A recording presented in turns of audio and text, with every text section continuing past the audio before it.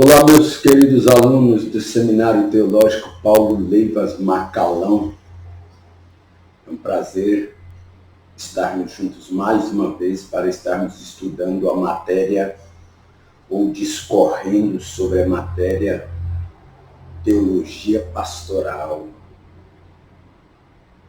E este Seminário Teológico Paulo Leivas Macalão, básico em teologia, ele é do núcleo da Assembleia de Deus do Campo de Iporá, que tem como pastor, diretor e presidente do campo, diretor do seminário e presidente do grande e vasto campo de Iporá, pastor Ataúdo Alves Rosa.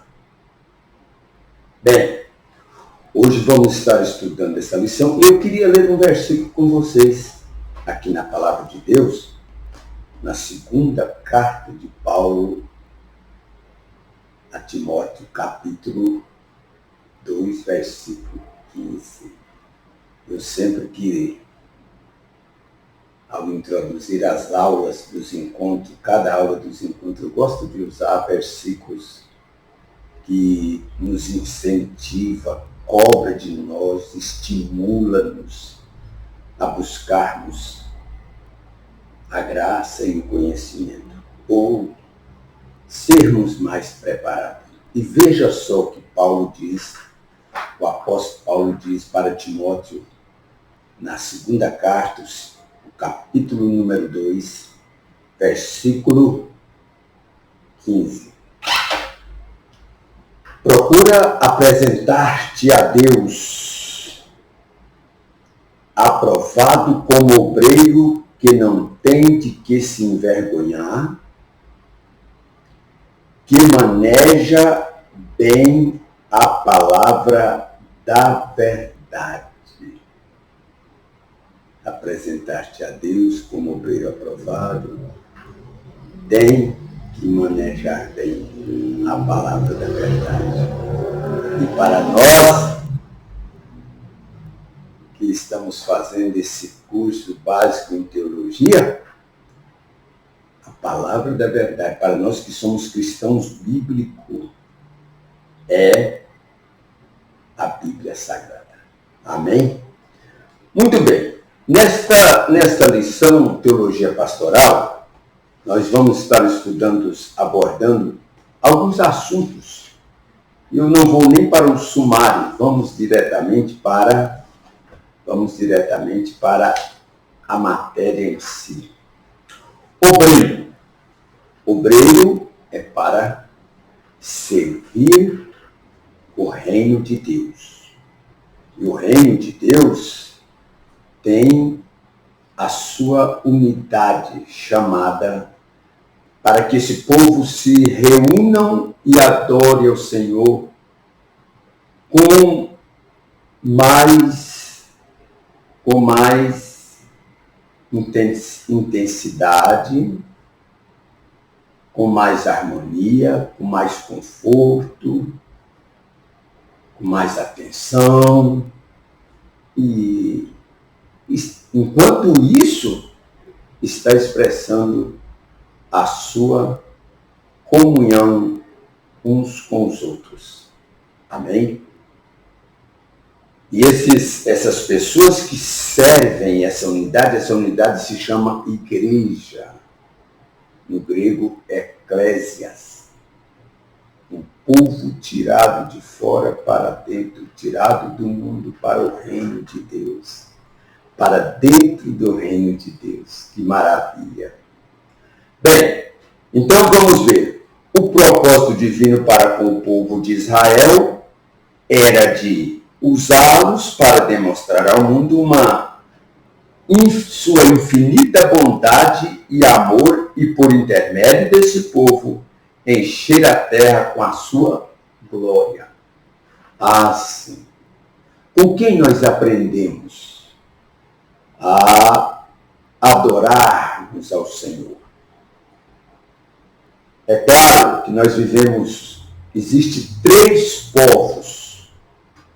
Existe os judeus, os gentios, e aí desses dois povos, judeus e gentios, surge o terceiro povo, que se chama a Igreja do Senhor. Nós somos evangélicos e o nosso ministério, o Ministério de Madureira, é um ministério pentecostal. Então nós somos evangélicos pentecostais. Somos cristianismo bíblico. Existe o cristianismo, existem muitas outras denominações. Eu não estou falando de evangélicas, que são cristãs, por exemplo. Nós não podemos, de forma alguma, negar o título, a eficácia do cristianismo na vida dos católicos apostólicos romanos. Não, eles são cristãos. Eles não são cristãos bíblicos, que vivem à margem do que a Bíblia ensina-nos. Eles têm seus pontos de vista, de interpretação e tal. Bom, deixa isso para lá. Mas dentro dos... Aí vem o cristianismo bíblico evangélico. Esse é o original. Para mim, esse é o primeiro, gente. Não vem pensar que nós saímos do catolicismo romano, não. A igreja do ano 33 é a igreja primitiva, a igreja verdadeiramente pentecostal. Abraçou Jesus, foi discipulado por Jesus. Alguns historiadores bíblicos dizem que quando Jesus separou os 12 apóstolos, não existia menos de 200 cristãos seguindo Jesus. Aproximadamente, pode ser mais, pode ser menos, que já haviam professado a fé em Cristo, abraçado o cristianismo real. Lá em Israel, naquela época, quando nós falamos Israel, nós precisamos lembrar de que Israel ele é conhecido com as suas 12 tribos, mas houve e ainda hoje existe uma pequena separação entre eles. Mas quando nós falamos Israel, nós falamos de 12 tribos. Por isso que Jesus, quando profere lá em Atos, capítulo 1, versículo 8, pregai em Jerusalém, ser-me-eis testemunha tanto em Jerusalém, Judeia, Samaria e até os confins da terra, do mundo, da terra, né? Entenderam? Isso é muito importante nós sabermos disso aí. Agora, dentro do cristianismo pentecostal, bíblico, nós vamos falar de outros, mais 2 grupos de cristãos evangélicos.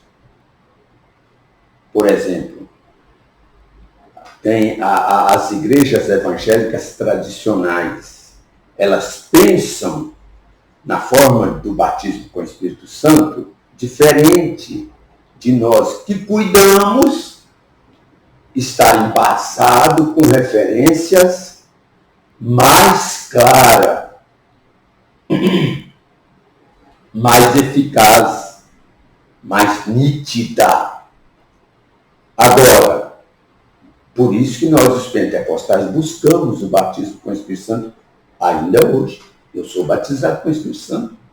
Eu tenho os dons espirituais. Eu tenho ao meu dispor 9 dons espirituais. E esses 9 dons espirituais, eles atuam na minha vida a partir do momento que eu recebi o batismo com o Espírito Santo.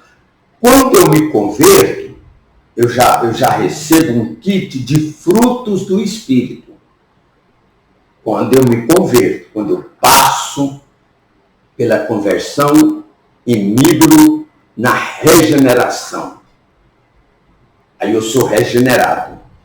A partir daquele momento, eu já tenho em mim, as minhas mãos, à minha disposição, os frutos do Espírito Santo. Gálatas capítulo 5, a partir do 22. Agora, quando eu recebo o batismo com o Espírito Santo,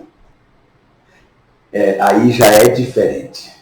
Aí eu já tenho uma tona, eu já tenho algo mais convincente na minha vida, que inclusive, que me gera ainda mais poder, eu usando deles. Então, eu posso estar falando isso para vocês e podem não concordar, não do nosso grupo, entre os pentecostais evangélicos pentecostais, entenderam? Então, é dessa forma. Agora, não esqueçam, existem 3 atuações do Espírito Santo em nossa vida. Vamos falar? Primeiro, a nossa conversão. É o selo do Espírito Santo. Não é o batismo com o Espírito Santo. É o selo. Quando alguém comprava uma porção na região lá da Palestina, no tráfegos marítimos, transporte marítimos, acontecia muito isso. Principalmente cargas de madeira. Os navios iam carregar madeiras. Primeiro, e alguém lá comprava madeira. Aí levava o selo do proprietário e selava as madeiras. Ela era de quem? Vamos dizer no caso de Salomão, quando ele foi buscar cedros, por exemplo, para revestir as paredes do templo. Vocês já entenderam isso? Então aquelas madeiras vieram seladas. De quem que elas eram? De quem que era o selo? Era de Salomão. E assim, quando nós aceitamos Jesus, nós somos selados. O Espírito Santo vem e nos sela. Eu vou pôr a mão aqui na fronte, só simbolizando. Tá? Posso pôr no coração, posso pôr na minha mente, eu estou selado. Só que esse selo ele pode ser rompido. Nós acreditamos no livre-arbítrio. Não defendemos a predestinação para o inferno. Defendemos a predestinação para Jesus. Mas mesmo que eu seja predestinado para a salvação, preste atenção, eu não tenho garantia. Se eu descuidar, se eu não me propuser a seguir o que o manual de conduta do cristão está ensinando, que é a Bíblia Sagrada, eu vou ter problema. Eu vou me deslizar, eu vou me desviar. Eu sou livre. Eu sou livre. Principalmente a hora que eu começo a deixar minha carne dominar mais, meus pensamentos. Aí entra o inimigo também em terceira via para gerar oportunidades para que eu viva um mundo perdido, um mundo de perdição. Pronto, meu filho. Aí eu vou morrer, eu vou, às vezes, até apostatar da fé. Aí quem defende a predestinação vai estar dizendo assim, não, isso é porque ele não era predestinado. Rapaz, Deus não vai predestinar ninguém para o inferno, não. Vão para o inferno é porque os homens, no sentido generalizado, vão para o inferno é porque querem ir. Tá bom?